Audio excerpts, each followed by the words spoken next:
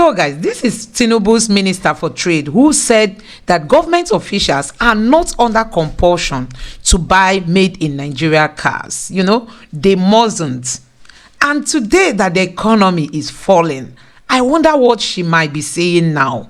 Take a look at this sweet moment during which Oshiomhole drilled her.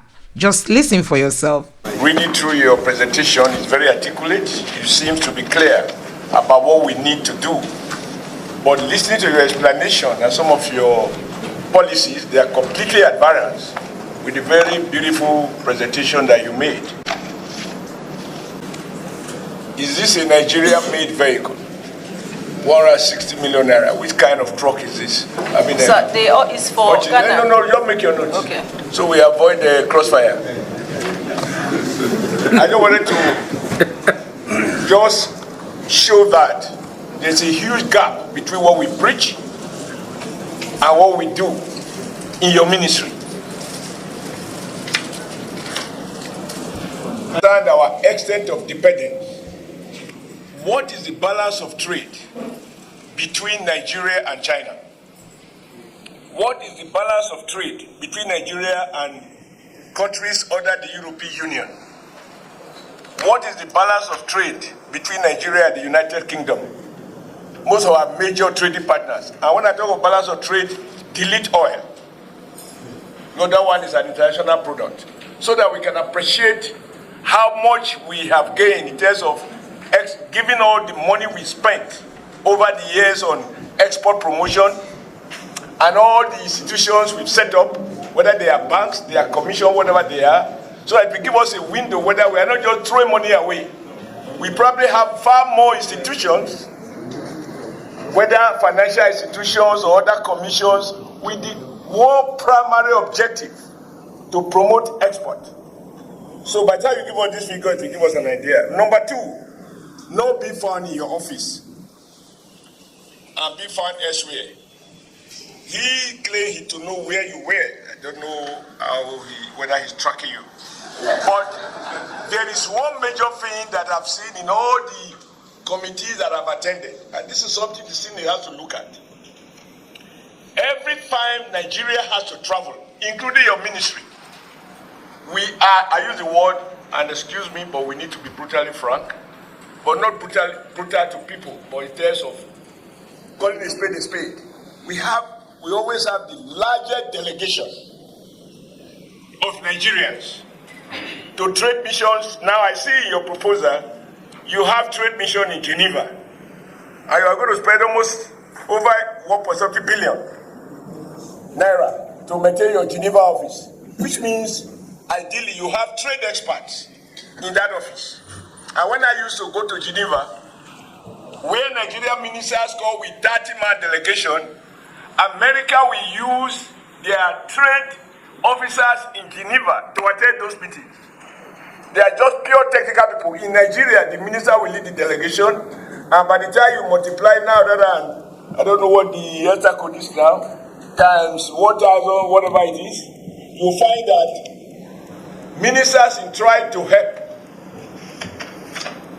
put their people on trips, they don't attend the meetings, and they spend most of that time shopping at the expense of taxpayers. And that is paid substantially, why you will find huge overhead. I'm just asking myself, you are going to spend in your ministry 900 that is headquarters alone, 905 million naira. And sometimes when you put per 202 kobo, I really don't know how these numbers are generated because nobody sees kobo anymore. It doesn't exist. And every budget they put it there as if it was meant to be a joke. Budget is meant to be an honest statement, not a formality. So you spend so much money on overhead. Number two, you are arguing the case for waivers. For me, the most corrupt tools of government is to make law for everyone, and then for those you favor, you now grant them waiver to breach that law. Government must be seen to be fair to all. If we are going to have fair competition,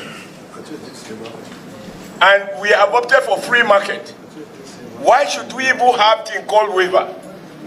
I think my plea to Mr. Chairman, sir, is that going forward, the National Assembly has the right to legislate, to curtail the power of those who exercise this discretion, because they are abused. Honorable Minister, be clear, this is not about you, but there has to be a day to wake up. You know, somebody asked about Volkswagen, about Peugeot Automobile, about Leyland, about there was one in Bauchi where they produce tractors. Steer. It is our trade policies.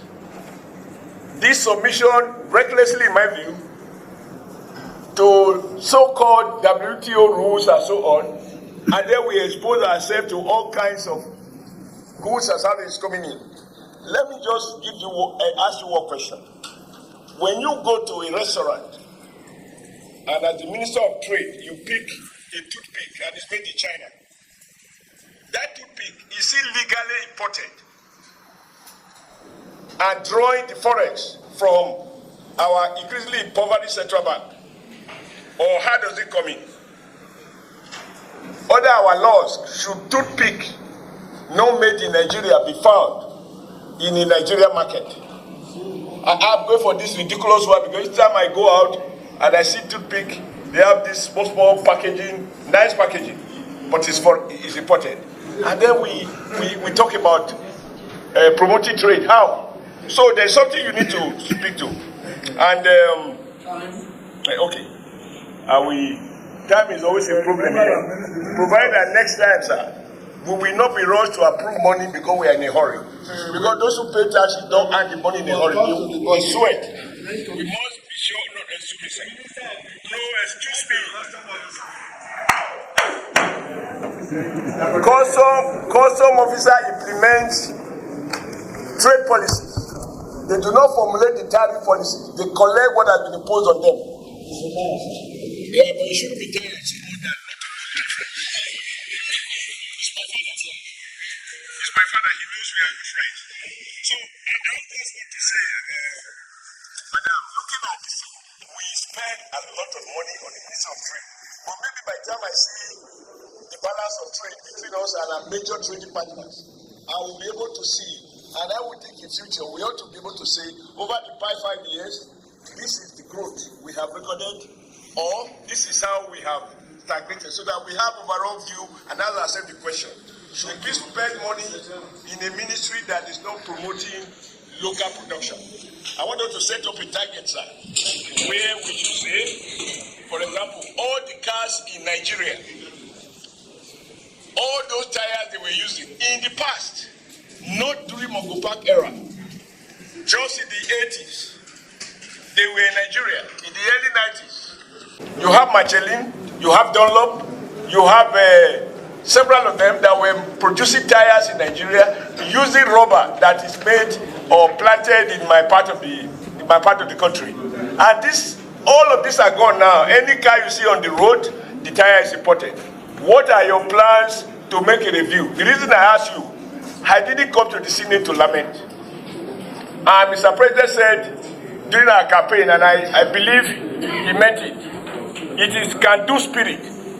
Yes, and my apologies to Senator Adada that visited me while I wasn't in office. My office is also undergoing renovation, and I've also traveled quite a bit. Maybe one of those periods he came and I wasn't around. I want to reassure the House that it does not matter where I work from. I worked in Imo State, a rural state, for 2 years as Commissioner for Finance and Coordinating Economy. And this was even during the height of insecurity, and that did not deter me from carrying out my job or my role effectively. I want to assure you that it has nothing to do with the building or the location. I'm always going to carry out my job or my role to the best of my ability. Thank you. So, guys, you have heard her. You've heard what she just said, that she could work from anywhere. It doesn't matter whether there are results or not. She is free to work from anywhere. So, guys, you can imagine the kind of leaders we have in this country. This is the Minister for Trade. She's the one that is supposed to ensure that, businesses are working in Nigeria. She's the one that is supposed to ensure that, Nigeria is productive. I mean, in terms of encouraging things to be produced in Nigeria and making sure that businesses are thriving well and all that. But things are not moving. We had her come out to say, that the government officials are free to choose wherever they want to buy their vehicles from. So you can imagine that amount of money being given to Japan. Nigeria is really having these problems because we have the wrong people as leaders. You can imagine your leader not knowing his or her role. How do you expect your country to perform well? And this is the biggest challenge we have. We have the wrong people managing the affairs of Nigeria. So this woman boldly tell the whole world that the government officials can buy cars from anywhere. They are not mandated to buy Nigerian made cars. And now that the economy is collapsing, I wonder what she'll be saying. Instead of her to be the one championing, the cost of buying made in Nigeria cars. If you listen when Oshiomhole was talking to her, in her own budget, the budget of her ministry, they also added SUV cars, to be bought. So she is the Minister for Trade. She wants to buy made in Japan cars, not cars assembled in Nigeria. So until we start calling out these leaders to do the right thing, Nigeria will hardly be fixed. Let me know what you think in the comment section below. Please don't forget to subscribe to the channel and turn on the notification bell. Thank you.